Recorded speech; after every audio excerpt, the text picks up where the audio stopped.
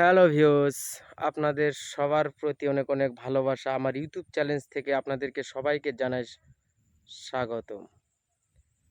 আমার চ্যানেলটি দেখতে হলে লিলমন কুমার দিয়ে সার্চ দিবেন। অবশ্যই আমার চ্যানেলটি আপনারা সাবস্ক্রাইব করবেন।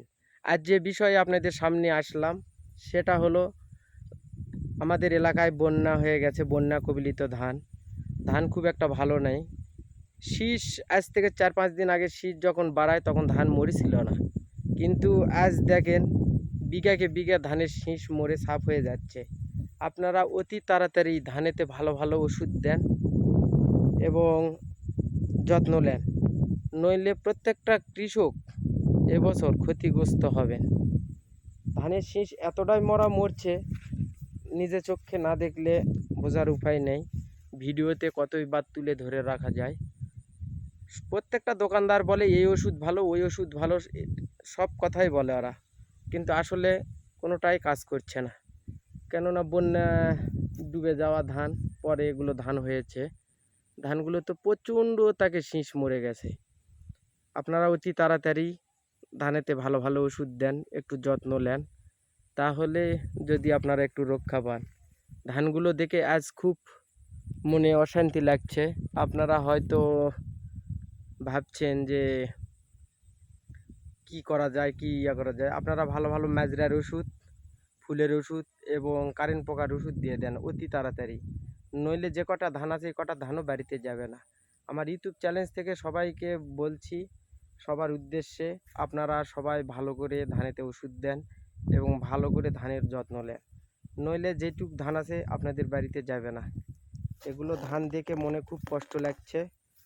আপনারা কে কী ধরনের ওষুধ দিচ্ছেন জানি না, কিন্তু এই মুহূর্তে আমি দিচ্ছি বায়ারের নাটিভো, পেনাম, আপনার লেদা পোকার ওষুধ, মানে সবগুলো ঝিঁচ যেন না ফাটে সেগুলোর পাউডার, সবগুলো মিক্স করে আমি ধানেতে ওষুধ দিচ্ছি ভাই। আপনারা কেউ দেরি করবেন না, যত তাড়াতাড়ি পারেন ধানেতে ওষুধ দিবেন। এগুলো ধান দেখে খুব কষ্ট লাগছে। প্রতি বছর যে পরিমাণে ভালো ধান হয়, শীষ মরে না, অনেকটা রোগ বালাই কম থাকে, কিন্তু এবছর বন্যা কবলিত আমাদের এলাকার ধানগুলোর শীষ সবগুলো মরে যাচ্ছে।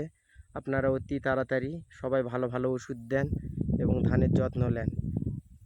ধান মাঠে প্রথম অবস্থায় খুব ভালোই ছিল, কিন্তু এই মুহূর্তে দেখা যাচ্ছে ধানের শীষ মরে ছাতু হয়ে যাচ্ছে। আপনাদেরকে দেখানোর চেষ্টা করছি, আপনারা একটু দেখেন এগুলো ধানের শীষ মরা কি কায়দা, সবগুলো মরে সাফ হয়ে যাচ্ছে। আপনারা সবাই ভালো ভালো ওষুধ দেন, ভালো করে ধানের যত্ন নেন, নইলে আপনাদের ধান ভালো হবে না এবং ভালো ফসলও বাড়ির যাবে না। কৃষকের এবারে মাথায় হাত পড়বে। আতপ ধান মানেই সোনার ফসল, আতপ ধানের যদি মার খেয়ে যায় আমরা কৃষকেরা ক্ষতিগ্রস্ত হব।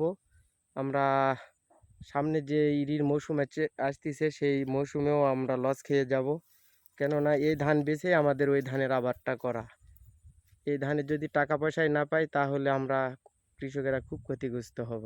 তাই সবার উদ্দেশ্যে বলছি, ভালো ভালো ওষুধ দিবেন এবং সবাই ভালো থাকবেন, আমার জন্য দোয়া করবেন এবং আমার চ্যানেলটি অবশ্যই সাবস্ক্রাইব করে নেবেন।